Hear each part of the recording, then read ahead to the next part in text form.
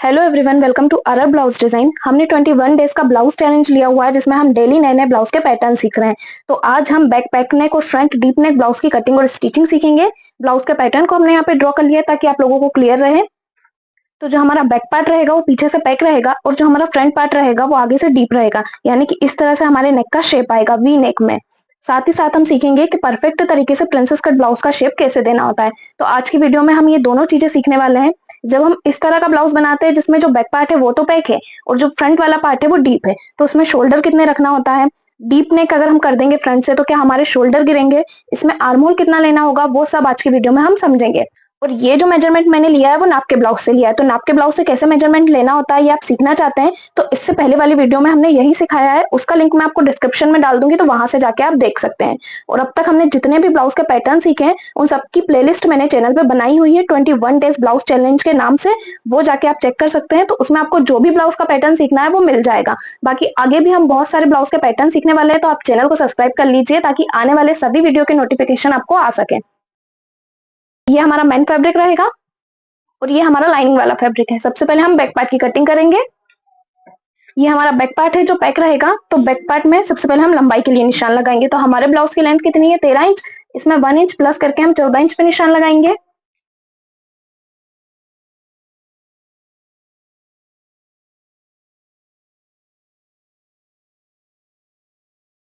अब हम शोल्डर के लिए निशान लगा लेंगे। तो जो हमारा बैक पार्ट है वो पीछे से पैक है, तो पैक नेक में शोल्डर का हमें हाफ करके यहाँ पे निशान लगाना होता है, यानी कि आपके जितने भी शोल्डर रहेंगे आपको उसे 2 से डिवाइड करके निशान लगाना है।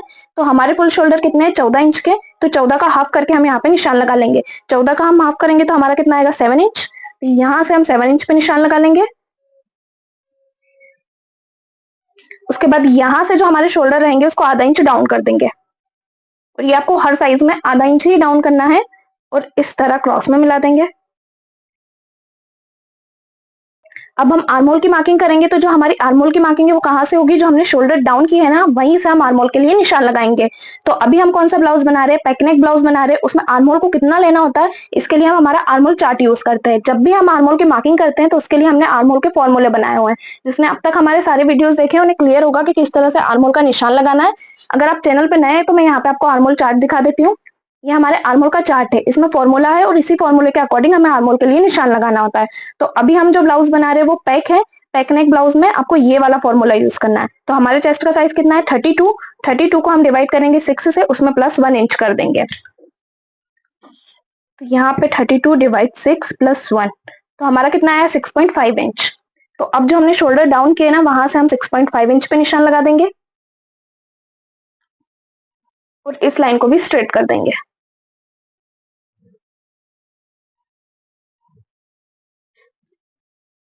अब जितने शोल्डर हमने यहाँ पे लिए हैं 7 इंच के, आर्मोल की तरफ भी हम 7 इंच पे निशान लगा देंगे। अब शोल्डर से आर्मोल तक का हम एक सेंटर निकालेंगे। तो ये जो हमने शोल्डर डाउन किए हैं वहां से आपको इंच टेप को रखते हुए आर्मोल तक का एक सेंटर निकाल लेना है। अब ये जो हमने सेंटर निकाला है ना, यहाँ से हम 6.5 इंच पे निशान लगाएंगे, यानी कि हमारे जितने भी शोल्डर रहेंगे उसमें से आधा इंच कम करके हम सेंटर पे निशान लगा देंगे 6.5 इंच पे, और इसे क्रॉस में मिला लेंगे। अब हम चेस्ट के लिए निशान लगाएंगे। तो अभी जो हम ब्लाउज बना रहे हैं वो हमारा पैक है, और जो पैक ब्लाउज होता है ना वो बॉडी पे जाके बिल्कुल भी नहीं फैलता है। जब हम डीप नेक ब्लाउज बनाते हैं इस तरह से, जब हमारा नेक डीप होता है तो वो बॉडी पे जाके फैलता है, तो जो हमारा चेस्ट साइज रहता है वो कवर हो जाता है। लेकिन अभी हमारा पैक नेक ब्लाउज है तो इसमें हम लूजिंग ऐड करेंगे। तो जितना भी आपका चेस्ट का साइज रहेगा उससे आपको 1 इंच ज्यादा लेना है। अभी हमारे चेस्ट का साइज 32 है, तो हम यहाँ पे उसमें 1 इंच प्लस कर देंगे तो हमारा कितना हो जाएगा, 33। तो आपके चेस्ट का जो भी साइज रहेगा उसमें आपको 1 इंच एक्स्ट्रा ही ऐड करके लेना है। तो इसे हम डिवाइड कर लेंगे 4 से, तो हमारा कितना आया, 8.25 इंच। तो यहाँ से हम चेस्ट के लिए 8.25 इंच पे निशान लगा लेंगे, प्लस इसमें हम 1.5 इंच का मार्जिन रखेंगे।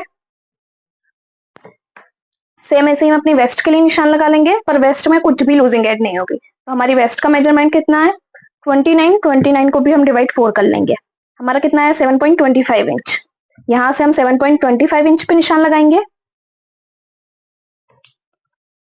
अब जितना मार्जिन आपने यहाँ रखा है उतना ही हम यहाँ पे भी रखेंगे, लेकिन बैक साइड में हम टक्स डालने वाले हैं इसलिए मार्जिन में हम 1 इंच एक्स्ट्रा लेंगे।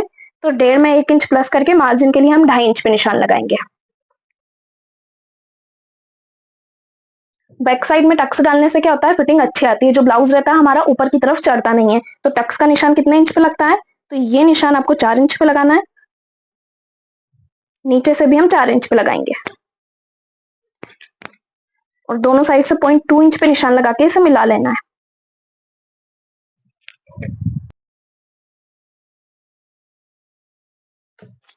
अब हम आर्म होल में गहराई के लिए निशान लगा लेंगे। तो बैक पार्ट में गहराई का निशान 1 इंच पे लगता है। तो यहां से हम 1 इंच पे गहराई देंगे और अब इसकी गोलाई दे देंगे।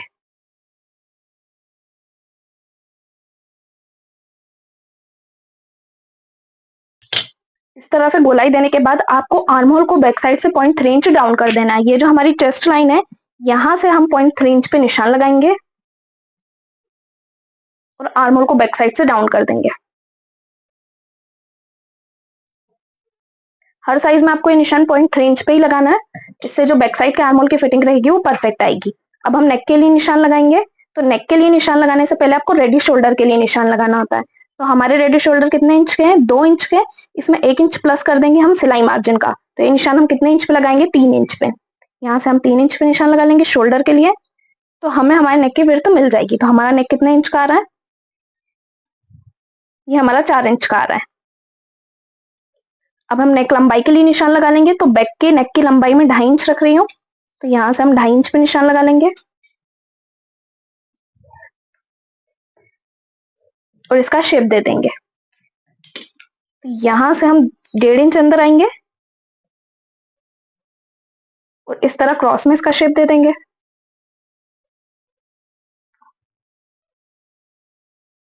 शेप आपको यहाँ तक देना है, क्योंकि इतना शोल्डर तो हमारा सिलाई में चला जाएगा ना, तो इतना आपको छोड़ते हुए शेप देना है।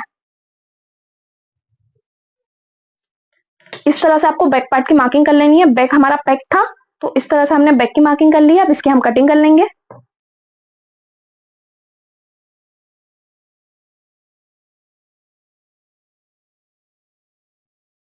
तो ये हमारा बैक पार्ट कट के रेडी हो गया। अब हम फ्रंट पार्ट को कट करना देखेंगे। तो फ्रंट पार्ट में जो है हमारा नेक वो डीप है, तो उसमें हमें शोल्डर कितने लेना है, और अगर वो डीप रहेगा तो क्या हमारे शोल्डर गिरेंगे अगर हम ज्यादा इतने ही शोल्डर लेते हैं। तो अगर आप फ्रंट के शोल्डर भी इतने ही लेते हैं, यानी कि 7 इंच के शोल्डर रहते हैं, और जो नेक है उसकी विड्थ 4 इंच रखते हैं, तो जो आपके शोल्डर है वो नहीं गिरेंगे। जैसे कि जब हम फ्रंट पार्ट की कटिंग करेंगे तो जो उसमें हमारे नेक का शेप रहेगा वो इस तरह से आएगा। तो उसमें भी हम नेक की जो चौड़ाई है वो 4 इंच ही रखेंगे। ये हमारा वी नेक का शेप रहेगा यहाँ से। और ये बॉडी पे जाके ज्यादा फैलेगा क्या, तो ये नॉर्मल ही फैलता है बॉडी पे जाके। ऐसा नहीं है कि हमने नेक की विड्थ 4 इंच तक रख दी है और नेक भी डीप है तो बॉडी पे जाके ज्यादा फैलेगा, वो ज्यादा नहीं फैलेगा। जितना नॉर्मल गला रहता है उससे थोड़ा सा ज्यादा आएगा। और मुझे जो नेक की विड्थ चाहिए वो ब्रॉड ही चाहिए, जो फ्रंट का नेक है वो ब्रॉड चाहिए। तो जितने हमने शोल्डर बैक में रखे हैं, जितने हमने नेक जो है बैक में रखा, उतना ही हम फ्रंट में भी रख सकते हैं। तो उसमें हमें शोल्डर गिरने की प्रॉब्लम भी नहीं आएगी और जो हमारा नेक है वो भी सही रहेगा, ज्यादा ब्रॉड भी नहीं होगा कि हमारे शोल्डर गिरने लगे। तो वो हम समझेंगे कि फ्रंट पार्ट की कटिंग कैसे करें। जब हम हर्षू नेक ब्लाउज बनाते हैं ना, तो उसमें हमें शोल्डर अलग लेने होते हैं और जो फ्रंट के नेक का शेप रहता है वो भी हमारा कम रहता है। आगे आने वाली वीडियो में हम वो भी सीखेंगे कि हर्षू नेक ब्लाउज की कटिंग कैसे करनी होती है। अभी हम इसके फ्रंट पार्ट को कट करना देखते हैं। तो उसके लिए हम फरमा लेंगे। तो फ्रंट पार्ट को हम फरमे पे कट करना सीखेंगे। फ्रंट में भी हम सबसे पहले लेंथ के लिए निशान लगा लेंगे। तो हमारे ब्लाउज की लेंथ कितनी थी, 13। उसमें 1 इंच प्लस करके हम ये निशान लगा देंगे 14 इंच पे।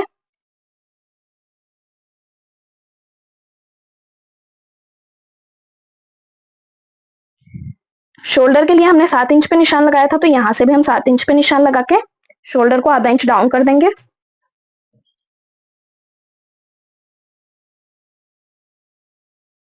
आर्म होल के लिए निशान हमने 6.5 इंच पे लगाया था, तो यहाँ से भी हम 6.5 इंच पे निशान लगा लेंगे और इस लाइन को स्ट्रेट कर देंगे। अब फ्रंट का नेक हमारा कैसा है, डीप है, तो डीप नेक में कुछ भी लूजिंग ऐड नहीं होगी चेस्ट में। जो भी हमारे चेस्ट का साइज रहेगा ना, उतने इंच पे ही यहाँ पे निशान लगेगा। तो हम सबसे पहले आर्म होल के लिए निशान लगा लेंगे। तो जितने आपने शोल्डर लिए होंगे उतने ही आपको आर्म होल ले लेना है, 7 इंच का। चेस्ट के लिए हम 8 इंच पे निशान लगा लेंगे। यहाँ पे हमने कुछ भी लूजिंग ऐड नहीं किया। हमारे चेस्ट का साइज कितना था, 32, तो हमने यहाँ पे 8 इंच पे निशान लगा लिया, प्लस इसमें हम 1.5 इंच का मार्जिन रखेंगे। अब आर्म होल से शोल्डर तक का हम एक सेंटर निकाल लेंगे। अब ये जो हमने सेंटर निकाला है, यहाँ से हम 6.5 इंच पे निशान लगाएंगे। 6.5 इंच पे जितना भी आपका शोल्डर रहेगा उसमें से आधा इंच कम करके आपको ये निशान लगाना है और इसे क्रॉस में मिला देंगे। अब बैक पार्ट में हमने आर्म होल की गहराई 1 इंच पे दी थी, फ्रंट पार्ट में गहराई का निशान हम आधे इंच पे लगाएंगे और यहां से आर्म होल की गहराई दे देंगे।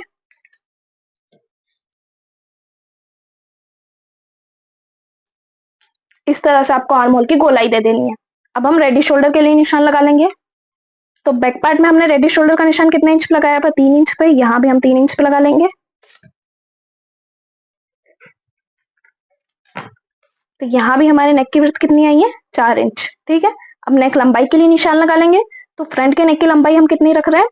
6.5 इंच। तो यहाँ से हम 6.5 इंच पे निशान लगाएंगे।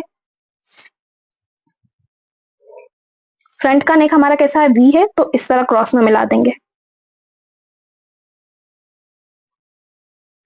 अब अभी हमने अपनी वेस्ट के लिए निशान नहीं लगाया है। सबसे पहले हम प्रिंसेस कट का शेप देंगे, उसके बाद हम अपनी वेस्ट के लिए निशान लगाएंगे। तो शेप देने के लिए आपको आपके ये जो शोल्डर आए ना, इसका आपको एक सेंटर निकाल लेना है। तो इस तरह से हम इंच टेप को रखेंगे और शोल्डर का एक सेंटर निकाल लेंगे। अब ये जो हमने सेंटर निकाला है ना, यहीं से हम शोल्डर टू एपेक्स के लिए मार्किंग करेंगे। तो जो हमारे शोल्डर डाउन जा रहे हैं ना, वहां से आपको शोल्डर टू एपेक्स के लिए निशान लगाना है। तो हमारा शोल्डर टू एपेक्स का मेजरमेंट कितना है? 9 इंच। इसमें आधा इंच प्लस करके हम ये निशान लगाएंगे 9.5 इंच पे। अब हम एपेक्स टू एपेक्स के लिए निशान लगा लेंगे। तो वो हमारा कितना है? 7 इंच का है। तो यहां से इंच टेप को हम रखेंगे और इसे 7 इंच तक फोल्ड कर लेंगे। तो ये हमारे ब्लाउज का सेंटर हमें मिल जाएगा। अब ये हमारा कितना आया है उसे हम नाप के देख लेंगे। तो ये वाला डॉट पॉइंट हमारा 3.5 इंच पे रेडी हो रहा है। इसमें से आधा इंच कम करके नीचे की साइड हम ये निशान 3 इंच पे लगाएंगे और इसे मिला देंगे।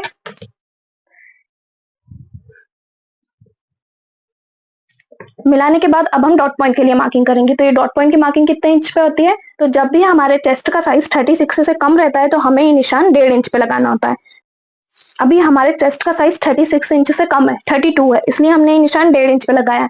अगर आपके चेस्ट का साइज 36 इंच से ज्यादा रहता है तो आपको फिर ये निशान 2 इंच पे लगाना होता है।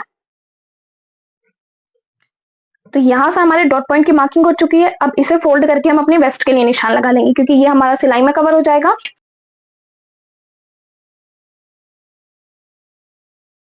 वेस्ट हमारी कितने इंच की थी? 6.75 इंच की। तो यहाँ से हम 6.75 इंच पे निशान लगा लेंगे।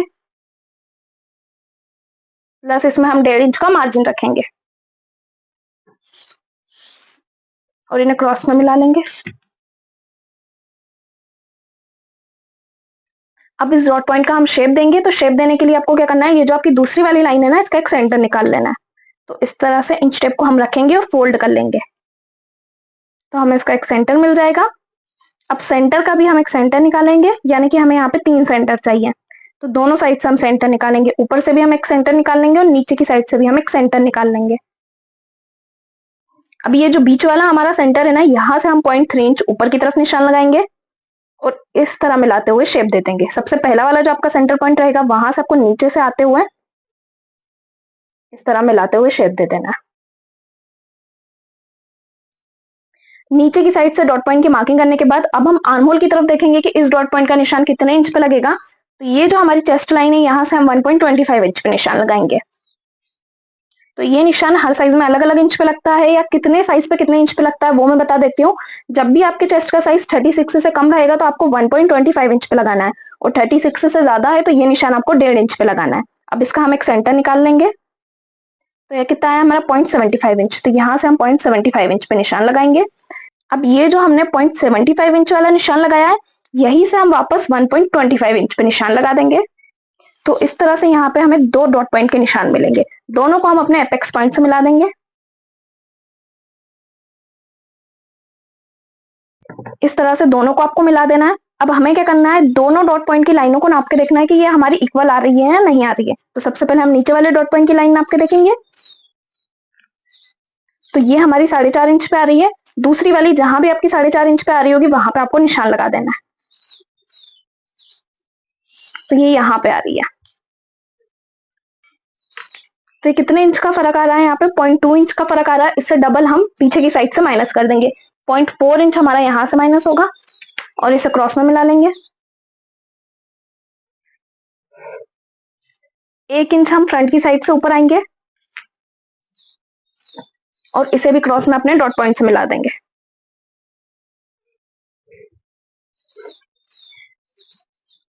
इन दोनों डॉट पॉइंट की लाइन को भी हम नाप के देख लेंगे। तो ये वाली जो हमारी डॉट पॉइंट की लाइन है वो 5 इंच पे रेडी हो रही है, 5.25 इंच पे रेडी हो रही है। दूसरी वाली जहां भी 5.25 इंच पे रेडी हो रही होगी वहां पे आपको निशान लगा देना है।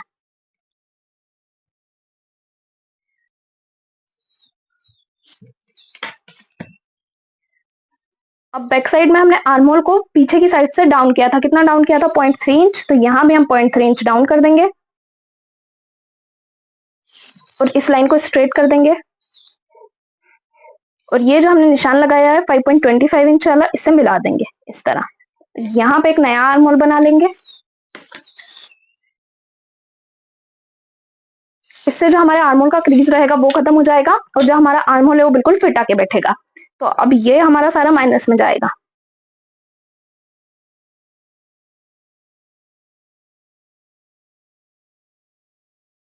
तो इतना सारा पार्ट हमारा माइनस में चला जाएगा। इस सब की हम कटिंग कर लेंगे, उसके बाद देखेंगे कि आर्म होल की साइड से कटिंग करके शेप कैसे देना है।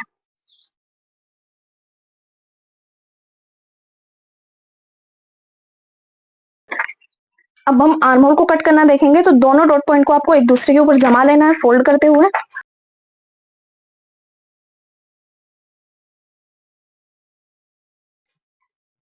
तो इस तरह से जो हमारा आर्म होल रहेगा वो बिल्कुल फिट आके बैठेगा। इसको हम सही शेप में मिला देंगे और इसी तरह से इसकी कटिंग कर लेंगे।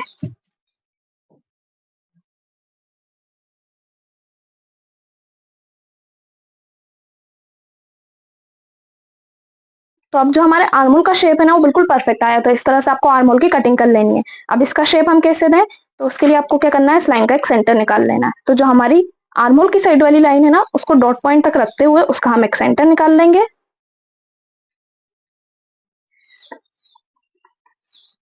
अब ये जो हमने सेंटर निकाला है ना, यहाँ से हम आधे इंच ऊपर की तरफ निशान लगाएंगे और जो हमारी आर्म होल वाली लाइन है वहां से हम आधा इंच बाहर आएंगे इस तरह। अब इन लाइनों को हम गोलाई के शेप में मिला लेंगे।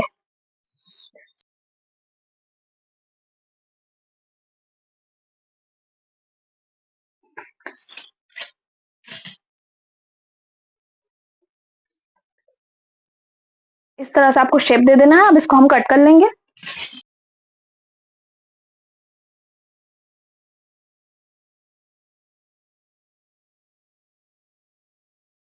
इस तरह से गोलाई में आपका शेप आना चाहिए। यहाँ से तो हमारा परफेक्ट गोलाई में आ रहा है, यहाँ से हल्का सा हमारा पॉइंट बन रहा है, तो इसे हम गोलाई में मिला लेंगे।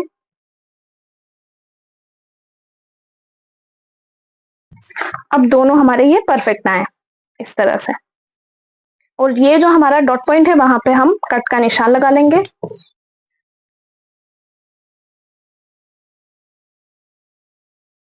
तो जो हमारा फ्रंट वाला पार्ट है उसके फरमे की कटिंग हो चुकी है। अब हम इसको फैब्रिक पे कट करना देखेंगे कि लाइनिंग वाले फैब्रिक पे जब हम इसे कट करेंगे तो इसमें मार्जिन हम कहाँ कहाँ से लेंगे। तो यहाँ से हमारा इसमें 0.5 इंच का सिलाई मार्जिन ऐड होगा। और ये जो हमारी कटोरी है ना इसमें भी यहाँ से हमारा सिलाई मार्जिन ऐड होगा। बस यहाँ से दोनों साइड पे आपको सिलाई मार्जिन ऐड करना है, बाकी सेम ऐसे की ऐसे हम इस पे कटिंग कर लेंगे।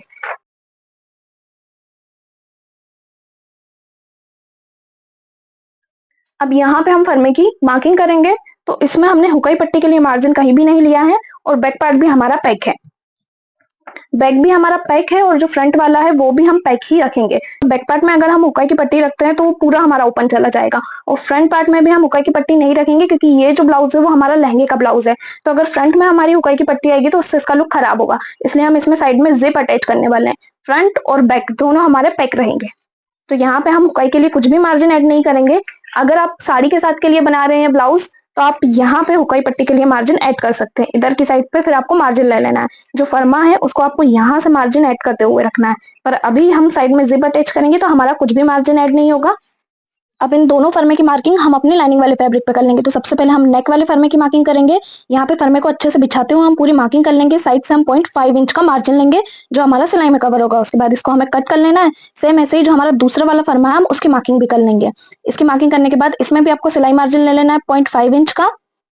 इसको भी मिलाते हुए हम कट कर लेंगे। तो यहाँ पे दोनों जो हमारे फरमे थे उसकी हमने मार्किंग करते हुए इनकी कटिंग कर ली है। तो दोनों जो हमारा फ्रंट वाला पार्ट था वो कट के रेडी हो चुका है। बैक से हम इसे नाप के देखेंगे। तो जो आपका बैक वाला पार्ट रहेगा ना उसके पीछे वाली साइड पे आपको फ्रंट वाले साइड की पीछे वाली साइड रख लेनी है और दोनों में नाप के देख लेना है कि कितना गैप जा रहा है और जितना भी एक्स्ट्रा कपड़ा निकल रहा होगा ना उसको हमें कट कर देना है। अब यहाँ पे हमने बैक पार्ट और फ्रंट पार्ट दोनों को लाइनिंग वाले फैब्रिक पे कट करके रेडी कर लिया। पर जो हमारा फ्रंट वाला पार्ट है उसको हमने सेम कट किया है क्योंकि फ्रंट में हम कप से अटैच करने वाले हैं। इसके लिए यहाँ पे हमने डबल लाइनिंग वाला फैब्रिक कट किया है। अब जो हमारा मेन फैब्रिक है उस पर हम पूरे पार्ट की कटिंग कर लेंगे और ब्लाउज की स्टिचिंग देखेंगे। तो आपको वीडियो को बिना स्किप किए एंड तक देखना है ताकि आपको स्टिचिंग का वीडियो भी क्लियर समझ आ सके कि इस टाइप के ब्लाउज की स्टिचिंग कैसे करनी होती है। ब्लाउज को स्टिच करने के लिए जो हमारा लाइनिंग वाला फैब्रिक था उसे हमने मेन फैब्रिक से अटैच करके रेडी कर लिया है ताकि जो वीडियो है वो ज्यादा लंबा ना हो। अब बाकी की स्टिचिंग हम आगे देखेंगे।